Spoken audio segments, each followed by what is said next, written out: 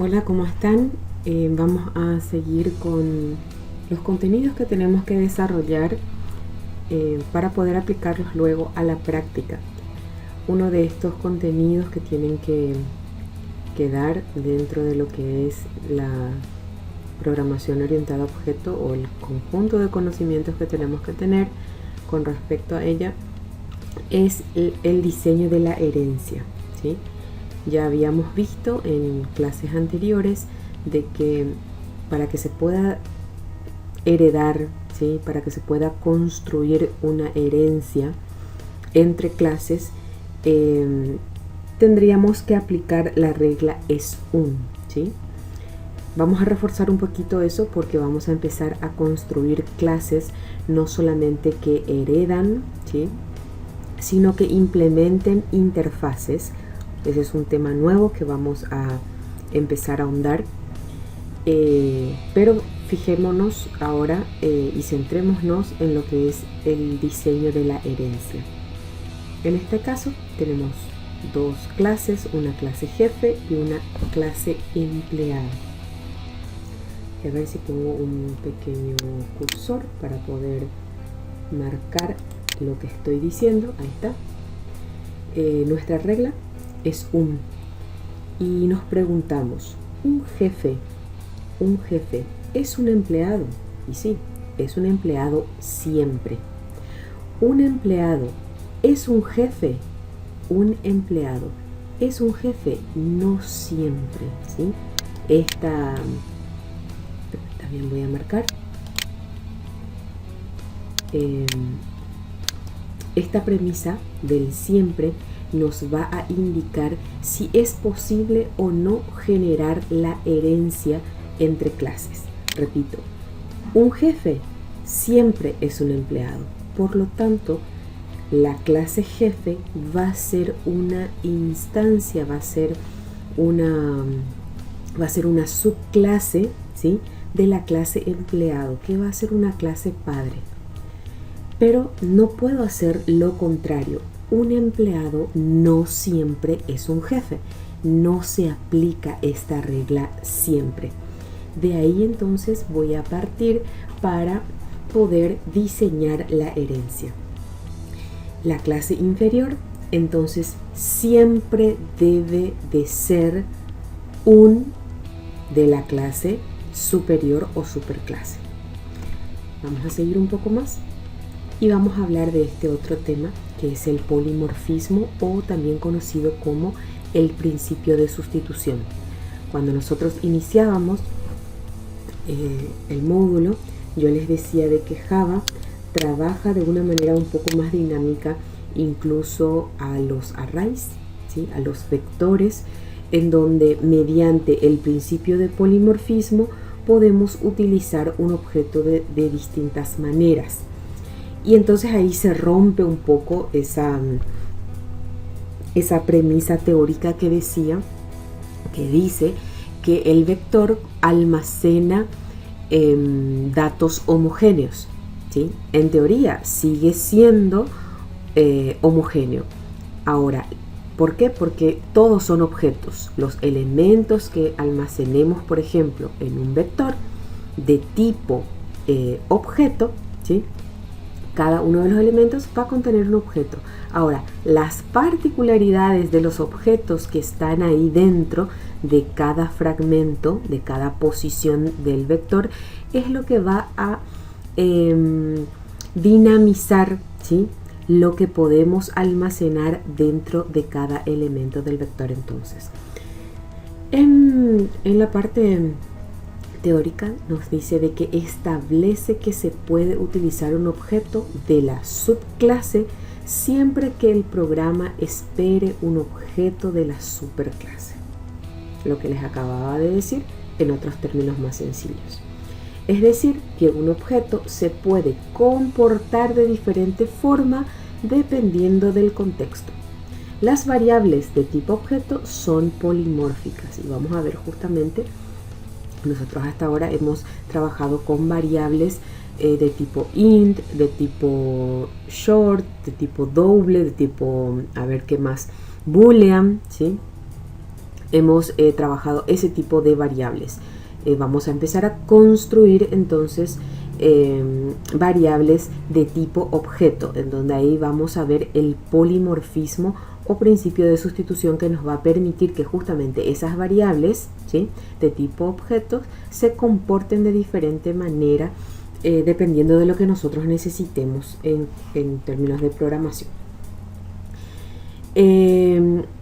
Para hablar también de la jerarquía que es necesaria para la construcción tanto de herencias como de la implementación de interfaces, les presento el siguiente cuadro. Y ahí quiero detenerme un poquito para hablar de la diferencia entre la herencia. Nosotros vimos que una clase que hereda de la otra lo hace a través de la cláusula extends, ¿sí? Es una extensión de una clase inferior, es una extensión de la clase superior. Ahora, Java no admite la herencia múltiple, es decir, yo no puedo heredar de más de una clase, por lo que establece de que se puedan implementar interfaces. Estas interfaces, que son clases abstractas en definitiva, son también clases. Entonces ahí también podemos como que tomarnos de más recursos creando clases abstractas, ¿sí?, que nos permitan en definitiva implementar las interfaces, ¿sí?, y al mismo tiempo especificar la extensión, es decir, la herencia entre una clase y otra. Es un poco todavía complicado a lo mejor de entender porque los términos son nuevos. De hecho, vamos a hacer un glosario dentro de lo que es nuestra plataforma, en donde vamos a ir definiendo todas las palabras nuevas que vamos viendo dentro de nuestro módulo, ¿sí?, para de alguna manera tener un lugar, un repositorio de datos que nos permita esclarecer el significado de cada una de las palabras nuevas que vamos nombrando. Bien, vamos a suponer entonces que un empleado, ¿sí?, un jefe, ¿sí?, siempre es un empleado, por lo tanto decimos de que jefatura o jefe, como queramos, hereda de empleado. Al mismo tiempo tenemos un nivel más que sería un director, ¿sí? Un director siempre es un jefe. Si no es jefe no puede ser director, pero al mismo tiempo el director también es un empleado. Entonces acá vemos una cadena de herencia un poco más amplia, ¿sí?, en donde tenemos tres niveles. En este caso el empleado, ¿sí?, todos son empleados de una fábrica, algunos de ellos son jefes y algunos de ellos son directores. Pero yendo de abajo para arriba podemos ver de que un director siempre es un jefe y un jefe siempre es un empleado. Ahora bien, si vamos a una jerarquía superior, todos ellos son personas, ¿sí?, personas que tienen distintas características. Esta persona tiene en este caso, un método que nos proporciona el nombre. Todos ellos tienen nombre, pero el sueldo solamente va a ser correspondiente a esas clases que permitan la remuneración de algún servicio prestado, por ejemplo, de algún trabajo o servicio prestado. Entonces, dame sueldo, ¿sí?, es un método específico de esta rama de herencia, ¿sí?, para estas clases que se desprenden de una clase superior que se denomina persona. Porque persona puede ser bien también una clase que contenga a estudiantes, ¿sí? Y estudiante en este caso no tiene un atributo que le permita conocer su salario, no tiene, por lo tanto tampoco va a tener un método como dame sueldo que indique cuánto gana el estudiante, ¿sí? Sino que tendría, por ejemplo, un método que nos permita conocer las notas de este estudiante. Aquí es cuando la jerarquía se llega a acomplejar de manera a que surgen los métodos abstractos. ¿Qué son los métodos abstractos? Son métodos que están disponibles en la clase superior, ¿sí? Están definidas, es decir, la definición, ¿sí? A través del public static void, por ejemplo, o el public string, public int, dame descripción, perdón, public string, dame descripción, porque es una cadena de caracteres, una cadena de caracteres, sí, de tipo string, la que va a devolver. Está definida, está construida dentro de la clase superior, dentro de persona. Sin embargo, no está codificada, es decir, lo que podamos llegar a codificar dentro del cuerpo de dame descripción se va a hacer en las clases o subclases que están heredando de persona. ¿Por qué se hace esto? Porque la descripción, ¿sí? Si yo pusiera acá por ejemplo tengo un método que se denomina dame nombre. Todos tienen un nombre, perfecto, ¿sí? Tanto el empleado como el jefe, como el director, como el estudiante. Si yo digo dame descripción, en donde le solicito que me otorgue o me devuelva la totalidad de los datos de la clase en cuestión, arrojaría un error. ¿Por qué? Porque a empleado, además de su nombre y otros datos, tendría que retornar el sueldo. Perfecto, y retorna. Pero ¿qué pasaría si dame descripción en esos términos, con esos atributos, quiera ser aplicable a estudiante? Habría una falta de información. ¿Por qué? Porque un estudiante no tiene un sueldo. Lo mismo si dame descripción, además del sueldo, también otorga las notas que son características del estudiante. Cuando este método dame descripción sea invocado por una de estas clases que está del lado izquierdo, también arrojaría un error. ¿Por qué? Porque ni empleado, ni jefe, ni director poseen notas, solamente el estudiante. Es por ese motivo que los métodos abstractos son definidos en la clase padre y son sobreescribidos, tienen una sobreescritura, tienen la construcción de su propio código dentro del cuerpo del método, ¿sí? En la clase que va a utilizar el método en cuestión. En este caso se llama dame descripción. Muy bien, avanzamos un poco más y hablemos que en Java, cuando se declara un método abstracto, la clase debe ser abstracta también. Entonces, si yo declaro a dame descripción de tipo abstracto, la clase persona también tiene que ser de tipo abstracta, con la cláusula abstract, con el abstract class persona. De esta manera la voy a definir. No va a ser como es directamente class persona, sino que va a ser abstract class. Esto está indicando que en su interior va a contener métodos abstractos, es decir, métodos que van a estar declarados dentro de esta clase persona, pero que no van a estar codificados. ¿Dónde se los va a codificar o sobreescribir, como es el término técnico utilizado en el entorno? Dentro de la clase que va a heredar, ¿sí? De la clase persona. Lo que implica, dice, que las clases que heredan de la clase abstracta deben de sobreescribir los métodos que heredan con el public string, dame descripción, por ejemplo, ¿sí? Y dentro de la llave del cuerpo escribimos el código que necesitamos. Entonces, por eso decíamos también de que dependiendo del contexto, de la necesidad, se van creando las clases se van creando los métodos dentro de la clase que la va a utilizar.